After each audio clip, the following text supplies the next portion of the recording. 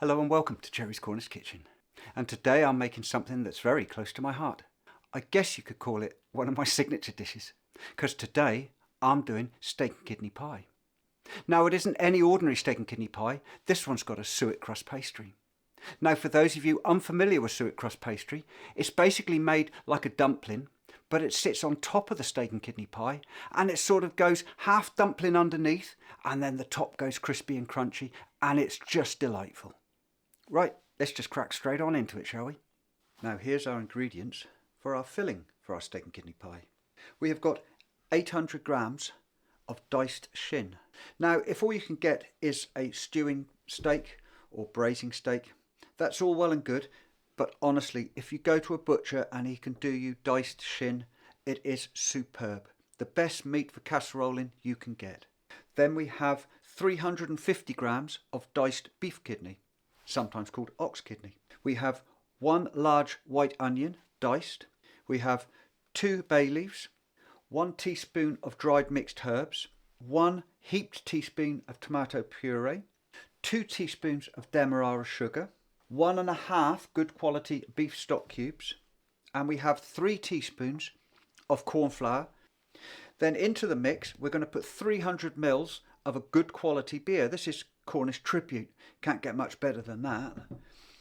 We're going to put in a few drops of Worcestershire sauce and we're going to add a few drops of gravy browning.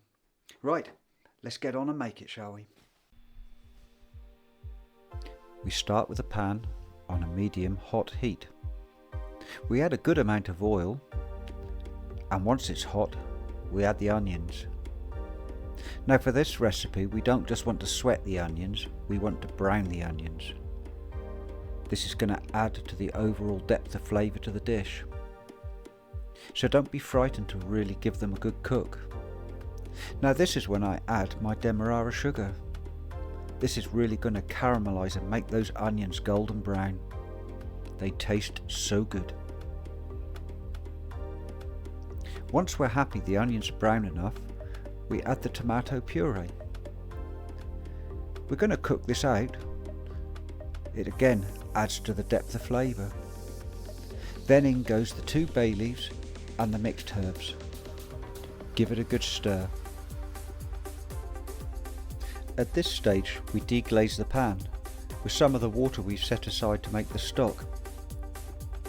Once we're satisfied the pan is deglazed, we put it onto a gentle heat and put a frying pan onto a really hot ring.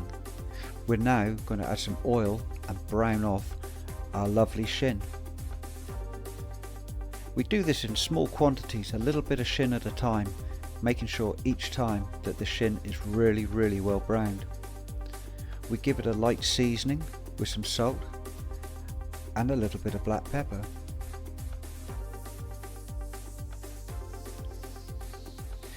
It's so important to brown the meat off. The caramelisation on the outside will really add to the overall depth of flavour of our finished dish. So it may take us 2 or 3 goes to fry all the meat off. And each time we've fried it off, we just add it into our original pan, which we are keeping on another ring on a low heat. Once we've fried off all our shin, we deglaze the pan with a small amount of water. As you can see, all the lovely bits that were on the bottom of the pan are released by the water, and this can then be added back into our mixture. Remember, in cooking you never want to waste any flavour. Once we've fried all our shin off, it's time to do the kidney. The same again with the kidney. We put it into a nice hot pan and fry it and get some nice colour into it. Again, we're going to season with a little bit of salt and some freshly ground black pepper. Once we're satisfied that we've got a good colour into our kidney, this can go into our pan. We now have all the steak and all the kidney. So give it a good stir. It's now time to add our beef stock cubes. I've added the beef stock cubes to 300 ml of boiling water. We now add the 300 ml of the lovely Cornish ale. It's also time to add a few dashes of Worcestershire sauce. Give it all a good stir. And now I'm going to add a teaspoon of gravy browning.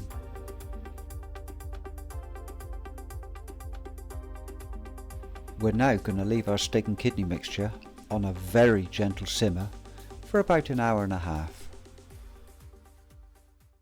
Now, whilst our steak and kidney pie filling is cooking, let's turn our attention to the pastry. Now, we have here 350 grams of self-raising flour, 175 grams of beef suet. If you're a vegetarian, this is probably the wrong recipe for you.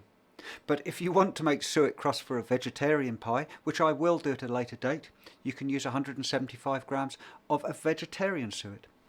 And we have half a teaspoon of baking powder.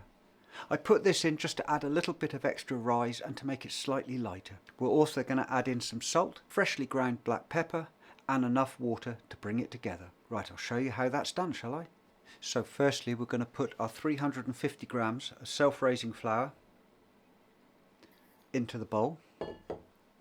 Into this, I'm going to add the half a teaspoon of baking powder.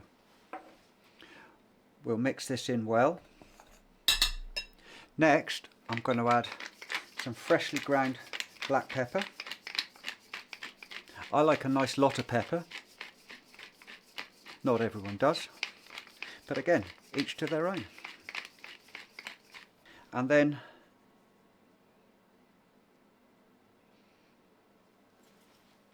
a nice amount of salt.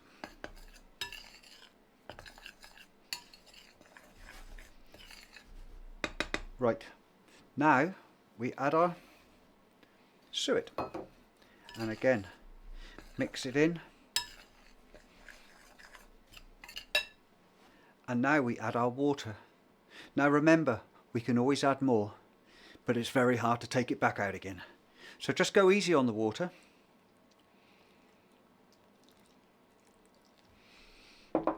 Add a little, mix it together.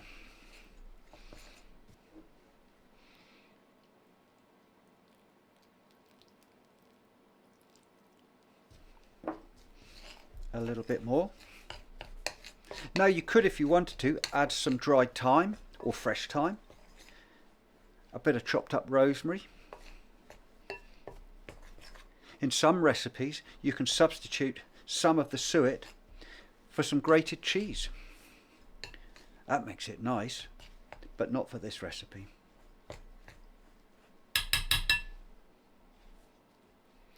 Right, I'm seeing if it's coming together. It's not quite, so I'm going to add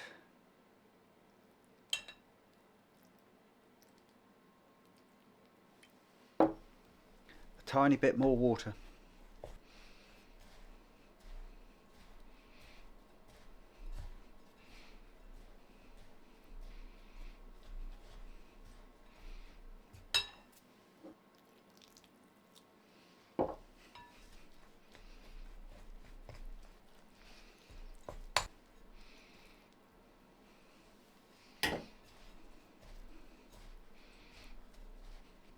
Once it starts coming together, we just keep mixing, get our hands in,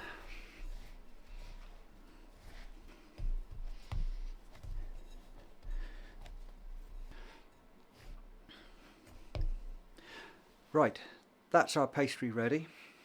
As I say, not too wet and not too dry. We'll leave that there. And let's go and see how our steak and kidney pie mix is doing, shall we?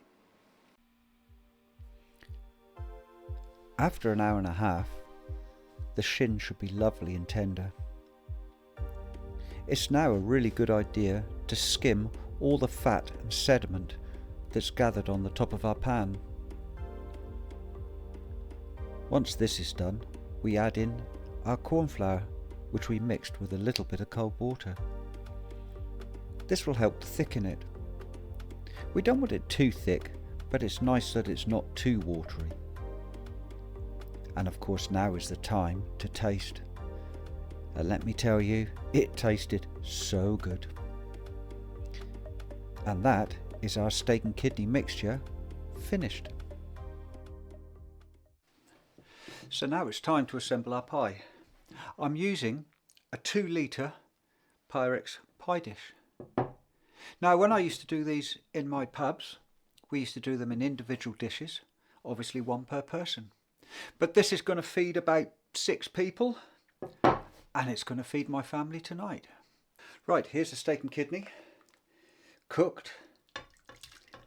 I've put some corn flour in it. It has thickened a bit. I don't want it to be too thick, but I don't want it to be too watery either.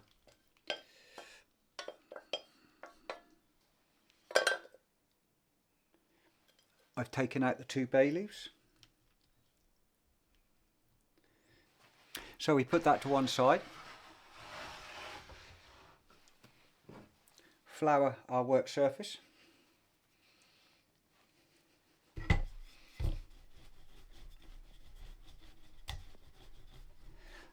That will look about right for our dish.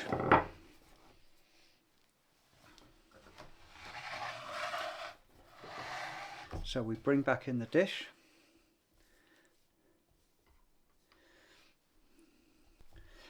And then we're going to do an egg wash. And this is just egg yolk. This will make it really golden and really lovely. Right, this is ready to go into our oven. The oven is preheated to 180 degrees, which would be 160 if you have a fan oven, 350 degrees Fahrenheit, or gas mark 4. And I'm going to put that in there for about 40 minutes, maybe 45. Right, I'm also going to put it on a baking tray, because if it bubbles over, it's a lot easier to clean a baking tray than it is to clean an oven. And there it is, our beautiful pie. Hot and fresh, straight from the oven. Right, steak and kidney pie, suet crust pastry.